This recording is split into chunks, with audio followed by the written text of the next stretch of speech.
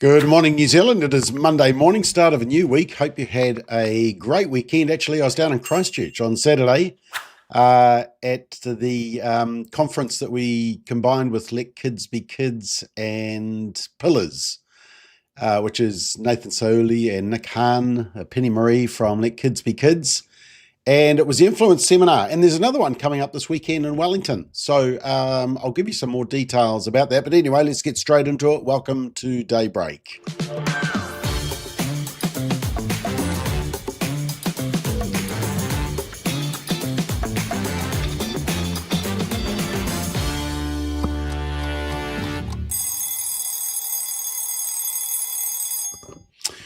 Yes, it is the 17th of November, and you can't see it, but the Christmas tree is up.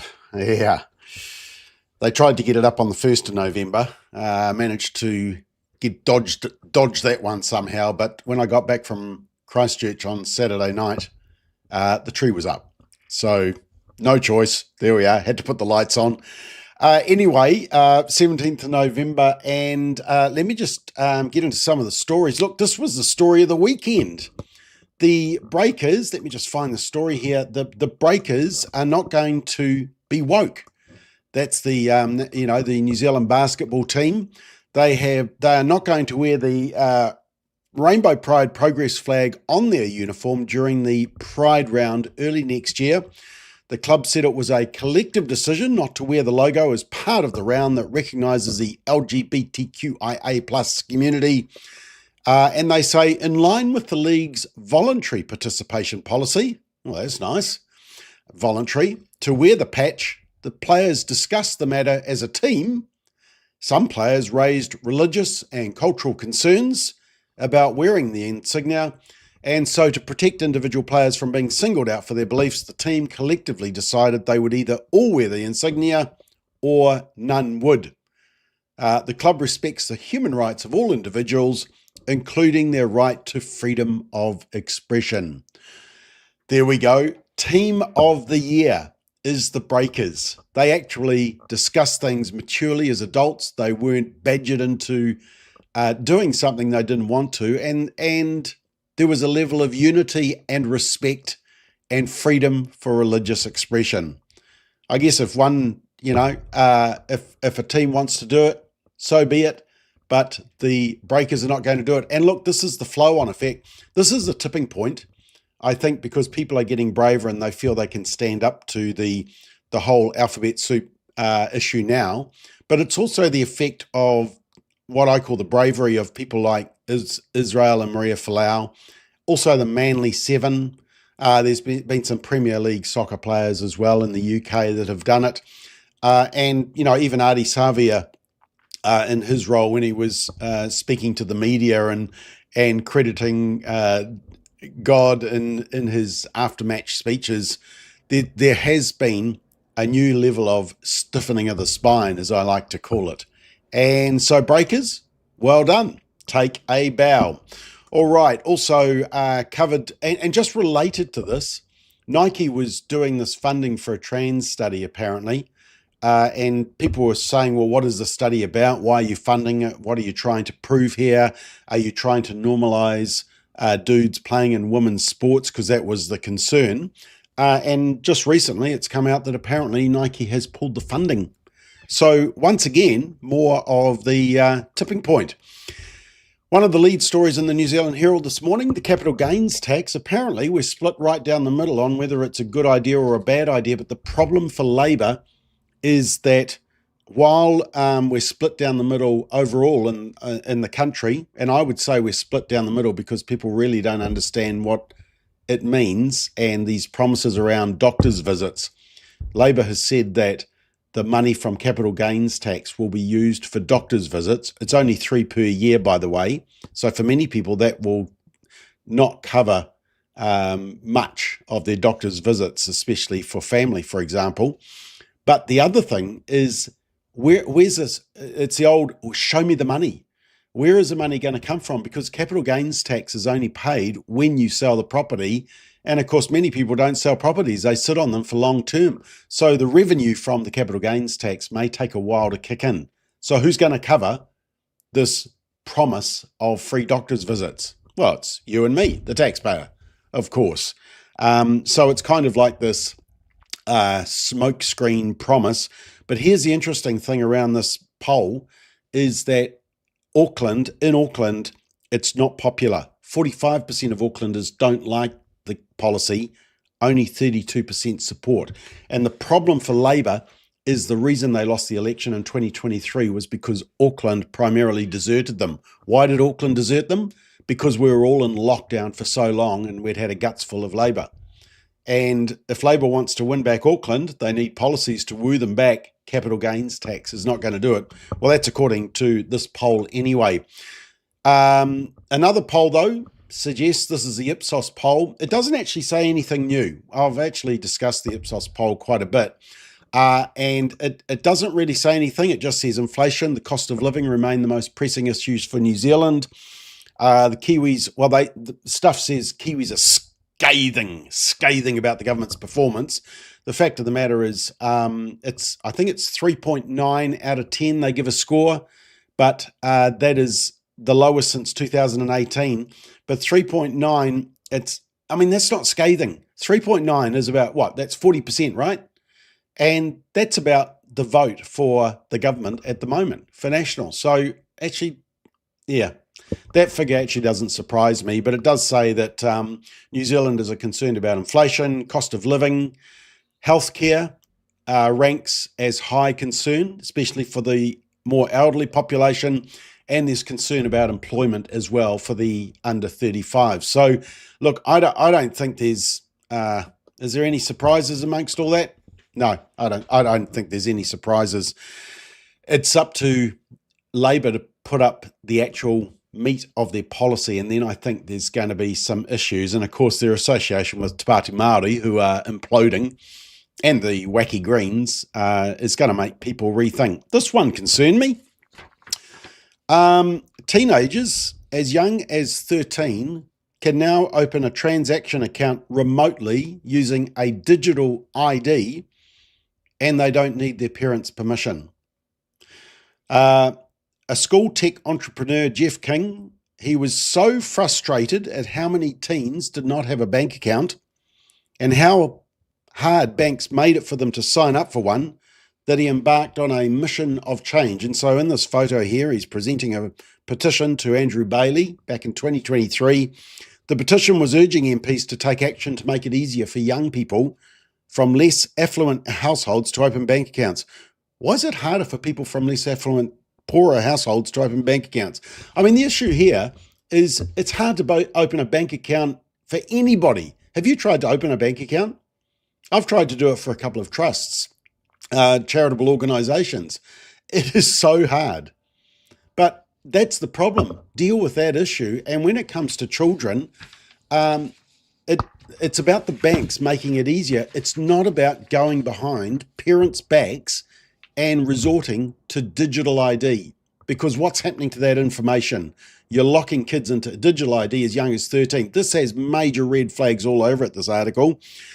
This entrepreneur says he found that for teens to sign up for an ordinary transaction account, they needed to source multiple identity documents, including a birth certificate, and head to a branch with their parents. Shock horror. It's called My Mahi Education Platform. My Mahi Education Platform. Steer well clear of it. Major red flags, digital ID, excluding parents, locking kids into bank accounts at a young age. I tell you what, yeah, beware of this. My Mahi, what is it? Just to make sure you remember, My Mahi Educational Platform. Check if it's been promoted in your school. Speaking of schools, latest attendance figures have come out. It's an absolute disgrace. So basically what they do is they compare attendance from term 3 of 2019, 2024 and 2025. Now, everybody blames COVID for poor attendance at schools, but you will actually see that term 3 of 2024 and term 3 of 2025, The number of kids attending 90% of the time of the year at school, or of that term anyway, measuring that, has gone from 51.7 down to half of our kids. Only half of our kids are attending school on a regular basis. But look down. Asian, doing better than most. European is around the average for all. Look at those Pacifica and Māori figures. 38.6. So the bottom right-hand corner there, 38.6 and 36.5. In other words, just over a third of our Māori and Pacifica kids are attending school regularly. It wasn't that good before COVID, as you can see out the left there, 47.6, 46.3, less than half. It has got even worse. And this is 5 years after COVID, or 4 years after the lockdown, right? That is a appalling attendance, and we should be majorly concerned about those figures. Newsroom has an interesting article just about this whole concern around the police issue, and was there corruptness? Was there a big cover-up? Certainly rotten at the top. But they're saying that the new commissioner, Richard Chambers, has been in the job for about 9 months, maybe 11 months, give or take. 9 months, wasn't it? But basically nothing happened during that time, even though they knew about what was going on with the Deputy Police Commissioner, and they knew that these charges were being made against a possible victim of McSkimming, and the current commissioner had done nothing until that report came out. So Newsroom are raising some interesting questions, and of course this is all coming down to trust around our institutions like police, also media. Boy, I've got an update for you on the media coming up in just a minute. The BBC aren't feeling too good, but I tell you someone else who shouldn't be feeling too good. That is TVNZ. Let me come back to that in a second. I saw this study. Don't really want to tell you about this because I am guilty. Nearly half of New Zealand workers don't fully disconnect from work when they're on holiday. I did have the figures here. Where did I put it? Here it is. Apparently, 46.6% of people are totally disconnected from work when they're on annual leave.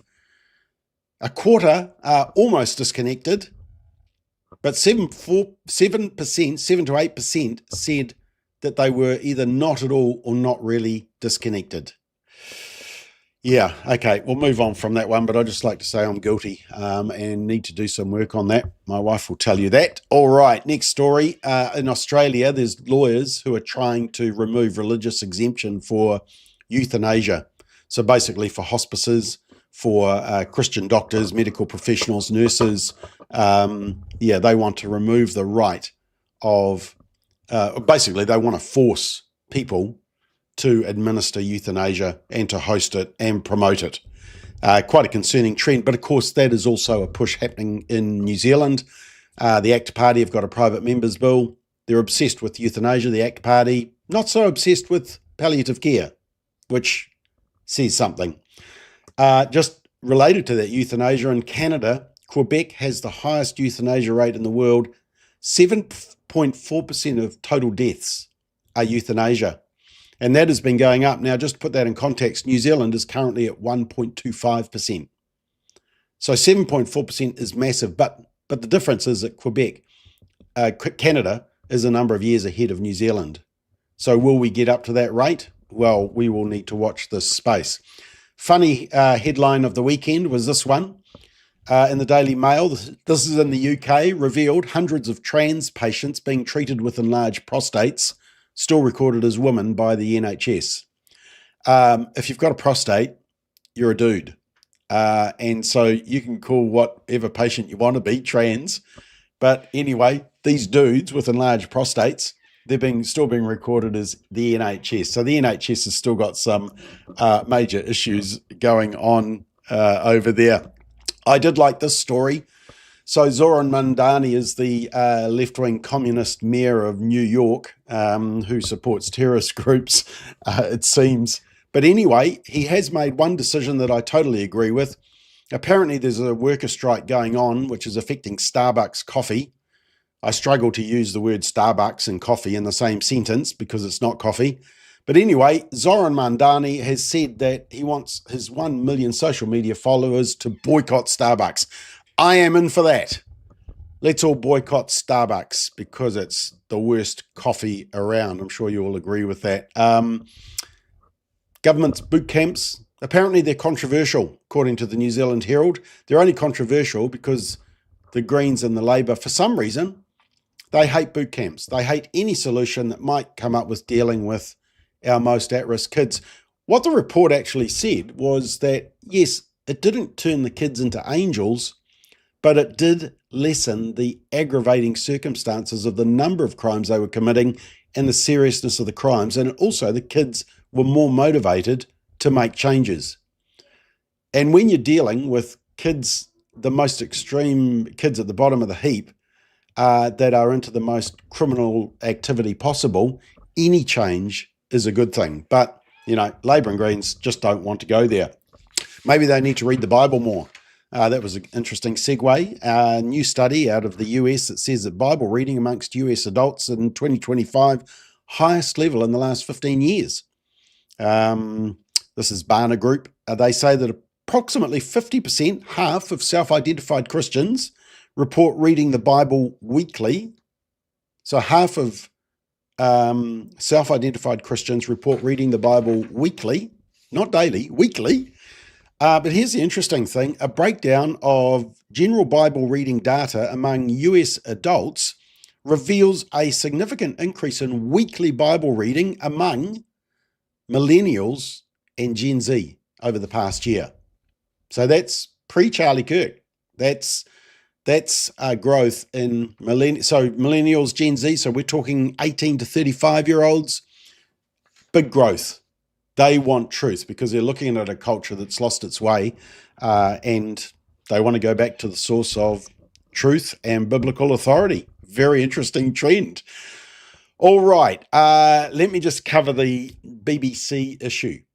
And there was some new information that came out on Friday where basically they found out the BBC had not only doctored Trump's speech to push a narrative once, but they found that they'd also done it on another program. And so I just want to show you this excerpt. So this is the UK Telegraph. This is the media calling out the media. This is the Telegraph calling out the BBC, except the BBC is taxpayer funded, a bit like Radio New Zealand. TVNZ isn't taxpayer funded, but it is owned by the government. It is state-owned asset. And so this is the Telegraph calling out the BBC. But just watch this clip, but especially watch the bit at the end where they actually get on an opponent of Trump, someone who doesn't like Trump, used to work with him, now is an opponent of him, and listen to what he says about what the media have been doing. It was an episode of Newsnight in which they were discussing the congressional hearings into Donald Trump's role in the January 6th riots. Let's listen to Kirsty Walk's bit of VT in which she provides context for Trump's speech. Some of the events of that day are uncontested.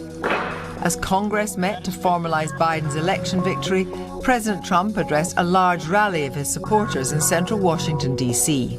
We're going to walk down anyone you want, but I think right here we're going to walk down to the Capitol and we're going to cheer on our brave senators and congressmen and women. That's better. And we fight. What? We fight like hell. And if you don't fight like hell, you're not going to have a country anymore. There's a splice.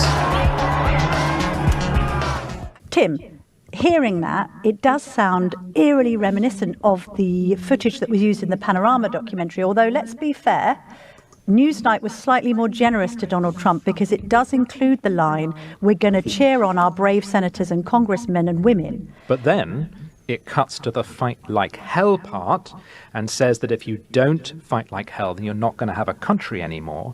And the footage then cuts immediately to scenes of people fighting. And it cuts seamlessly, so it does make it seem as if fight like hell came immediately after the initial statement, yes, when in fact it came 54 minutes later in that particular speech. So march to Capitol Hill to support our congressman and fight in order to save your country, cut to video of people fighting. Right. Kirsty Walk then brings in two contributors to react to the footage and to speak about the whole story. One of them is Kadia Gober. She's a politics reporter for BuzzFeed. She was on the ground at the time of the Capitol riots that day. And then they also speak to Mick Mulvaney, who was Donald Trump's chief of staff from 2019 to 2020. He actually left the administration because of what happened on January the 6th, and then went on to become quite a fierce critic of the president's. But despite his criticism, 6 minutes into the debate about January the 6th, Mulvaney is asked this, I have to say, very leading question by Kirsty Walk. Mick Mulvaney, up until the riots, you were a loyal aide. You had been chief of staff to Donald Trump. But Donald Trump galvanized and encouraged that crowd and stoked that crowd. And I wonder if you actually think that he actually believes in democracy. And then Mulvaney replies with this. A bunch of different questions there. Your video, and I'm no apologist for the president. No, I'm not suggesting you are. I'm not suggesting you are. But what I'm saying is that your video actually spliced together the presentation. He said we're going to go down and we're going to cheer on our senators and our House members, and then it actually goes on to say in some of them we might not be able to. And that line about it, we fight and fight like hell, is actually later in the speech, and yet your video makes it look like those two things came together. That's the type of messaging here that so many people in my country find frustrating, is that it's hard to actually get the facts. The young woman from BuzzFeed is absolutely right. It was a violent attack, yet there were people, and there's video of people walking peacefully through the Capitol buildings. If we're going to have a debate about what this was and prevent it from happening again, I think part of that is to make sure that we are straightforward in our presentation will actually happen. Please welcome the 45th. I'll come back to that other clip there, but yeah, it's quite amazing. He nails it.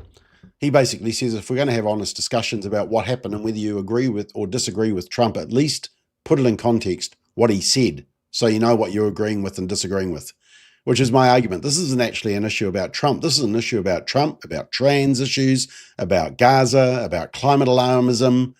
We need to have the full information in context and not a narrative being pushed by the media. Now, the problem, so the BBC have been busted again and Trump is still going after them. The problem for TVNZ is that people have been sending me clips. Let me show you just a couple of newer clips where it shows where, well, you judge for yourself. Have One News been screwing the scrum in terms of pushing a certain narrative? Look at the bits that they show of the speech and also look at the imagery around it and what the reporter is saying. So I've got 3 clips to show you. Here's one. The site of the attempted coup, now the scene of the crime. The mob that forced its way through the halls of democracy, egged on by a president who last week urged them to take action. We fight like hell. And if you don't fight like hell, you're not going to have a country anymore. Some of his fellow Republicans put up a defence. If we impeached every politician who gave a fiery speech to a crowd of partisans, this Capitol would be deserted. Yeah. Wow. So of a 70-minute speech, they took fight like hell, and then showed the violent imagery. So that was January 2021. Let's move to another report later on. Kiwis correspondent Anna Burns-Francis, who was 2022. there as the events of that day unfolded a year ago, has this report. You'll never take back our country with weakness. Look at the imagery. To show strength. These still staggering scenes were a last-ditch attempt to overturn Donald Trump's election loss. His supporters first gathered at this rally. I want a fair election. On a daily basis, Trump has been through so many things that he is still fighting for us. If you don't fight like hell, you're not going to have a country anymore. Then, enraged, they marched a short distance to the Capitol. Wow. Slightly different excerpt of half a sentence from a 70-minute speech. Pushes the narrative. One more. Democrats blame just one man for inciting the violence that day. We fight like hell. And if you don't fight like hell, you're not going to have a country anymore. The former president's comments seen as a call to arms by a furious, violent mob that included white supremacists accused of a far more sinister plot. Yes, white supremacists. Now, remember, there's actually 7 examples that I have. And remember what One News's defence was. They said, we didn't use the documentary that BBC got in trouble for. Well, they didn't need to. One News were already doing their own splicing to push a narrative. This is what One News said in their defence. One News is affiliated to BBC News, and while we regularly run their news stories, TVNZ has not broadcast the current affairs panorama documentary at the centre of the saga in whole or in part. Yeah, well, I guess they're strictly speaking correct. They haven't broadcast the offending material that the BBC is getting in trouble for because they've made their own. So that's going to be very interesting to watch. All right, we're out of time. Tonight, we're going to be discussing a few things like this: trust in the police, trust in the media.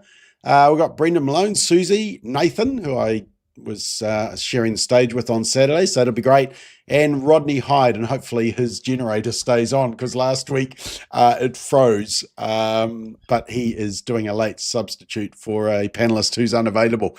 So that is all coming up on that is all coming up tonight at 8 o'clock live. All right, Monday morning, get into a new week. Hope you have a great day. Thanks for watching, and we will see you later.